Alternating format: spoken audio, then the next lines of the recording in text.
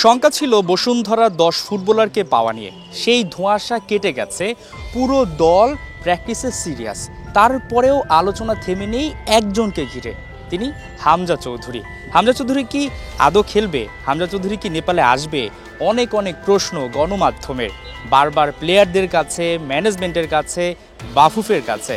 তবে তাদের উত্তরটা এখনও ওখানে আটকে আছে যে টিম ম্যানেজমেন্ট দেখছে, হামজা চৌধুরীর সঙ্গে আলোচনা চলছে। এখনও স্টিল গতকাল রাত পর্যন্ত যেটুকু কথা হয়েছে, আমি অন্যান্য অনেক জায়গায় শুনতে পাচ্ছি যেটা নিয়ে লুকোচুরি করছে। লুকোচুরি কিছু না, আনটিল আনলেস হামজা যদি বলে দেয় যে না আসবো না। গতকালকে রাতেও আমার পার্সোনাল আমার সাথেও যা হয়েছে, টেক্সট কে বলছে যে তুমি আমার একে বলছো, সেখানে আমি ট্রাই করতেছি, তাকে বলছো, সে দেখি কি করতে পারে। Squad is ready to fly, this squad, and we will prepare without Hamza if finally he is not able to join. There's no problem about that.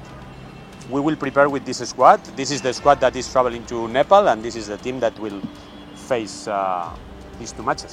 Without Hamza আসলে আমাদের জন্য একটু কষ্ট হবে, কিন্তু আমরা মানায় নেওয়ার চেষ্টা করব এবং আমাদের যতটুকু সামর্থ্য আছে তার চেয়ে বেশি আমি মনে করি দিতে হবে এবং আমরা সেখানে একটা ভালো কিছু করতে চাই। কোচ হাভিয়ের কাবরেরা বলছেন বসুন্ধরার সব ফুটবলারকে পেয়ে তিনি এখন একদম হ্যাপি, কারণ তারা ছাড়া যেভাবে আসলে অনুশীলনটা করা দরকার ছিল সেটা কিন্তু করতে পারছিল না। আমরা দেখতে পাচ্ছিলাম যে বয়সভিত্তিক দলের বিভিন্ন প্লেয়ারকে ডেকে এনে শেষ মুহূর্তে নিজেদের প্রস্তুতিটা নিচ্ছিল বাংলাদেশ দল। তবে এখন কিন্তু কাবরেরা পুরো তার স্কোয়াডটা পেয়েছে। তারপরও আরেকটা প্রশ্ন জাগে যে পুরো স্কোয়াডটা পাওয়া গেল, যে দলের অনেক ফুটবলার ভিয়েতনামে খেলতে গেছে অনূর্ধ্ব 23 এশিয়ান কাপ বাছাই পর্বে।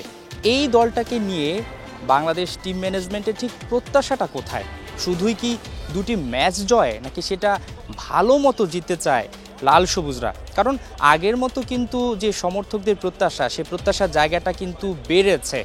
এতে কি প্লেয়ারদের মধ্যে আলাদা কোনো একটা চাপ তৈরি হচ্ছে কিনা? দর্শকদের যেই চাওয়া এবং তাদের যেই আসলে খুশির ব্যাপার, সেটা হলো উইন।